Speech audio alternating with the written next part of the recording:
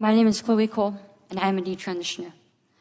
Another way to put that would be, I used to believe that I was born in the wrong body, and the adults in my life whom I trusted affirmed my belief, and this caused me lifelong, irreversible harm. I speak to you today as a victim of one of the biggest medical scandals in the history of the United States of America. I speak to you in the hope that you will have the courage to bring the scandal to an end and ensure that other vulnerable teenagers, children, and young adults don't go through what I went through. At the age of 12, I began to experience what my medical team would later diagnose as gender dysphoria. I was well into an early puberty, and I was very uncomfortable with the changes that were happening to my body. I was intimidated by male attention, and when I told my parents that I felt like a boy, in retrospect, all I meant was that I hated puberty, that I wanted this newfound sexual attention to go away, that I looked up to my brothers a little bit more than I did to my sisters. I came out as transgender in a letter I sent on the dining room table. My parents were immediately concerned. They felt like they needed to get outside help from medical professionals, but this proved to be a mistake. It immediately set our entire family down a path of ideologically motivated deceit and coercion.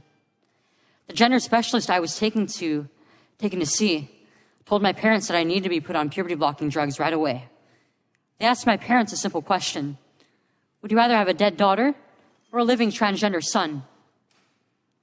The choice was enough for my parents to let their guard down, and in retrospect, I can't blame them. This was the moment that we all became victims of so-called gender-affirming care. I was fast-tracked onto puberty blockers and then testosterone.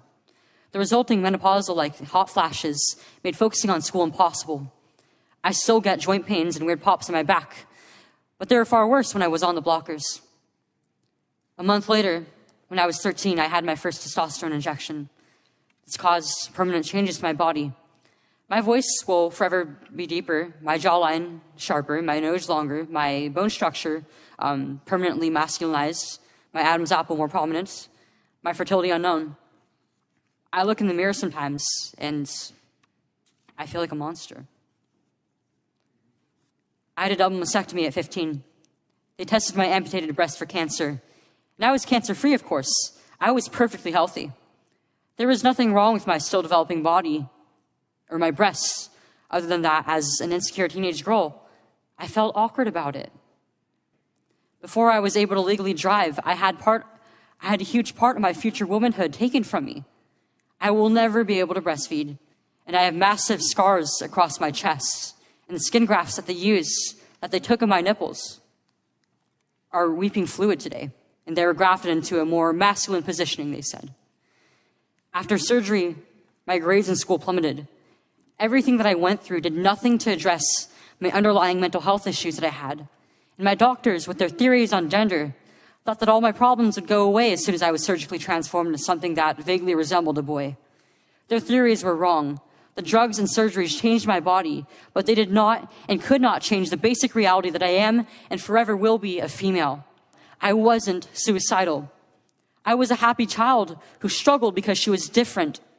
However, at 16, after my surgery, I did become suicidal. I'm doing better now. My doctors had almost created the very nightmare they said they were trying to avoid. So what message do I want to bring to American teenagers and their families? I didn't need to be lied to. I needed compassion. I needed to be loved. I needed to be given therapy to help me work through my issues, not affirm to my delusion that by transforming into a boy, it would solve all my problems. We need to stop telling 12-year-olds that they were born wrong, that they are right to reject their own bodies and feel uncomfortable with their own skin. We need to stop telling children that puberty is an option, that they can choose what kind of puberty they will go through, just so they can choose what clothes to wear or what music to listen to. Puberty is a rite of passage to adulthood, not a disease to be mitigated. Today, I should be at home with my family celebrating my 19th birthday, and instead I'm making a desperate plea to my elected representatives. Learn the lessons from other medical scandals like the opioid crisis, to recognize that doctors are human too, and sometimes they are wrong. My childhood was ruined along with thousands of detransitioners that I know through our networks. This needs to stop.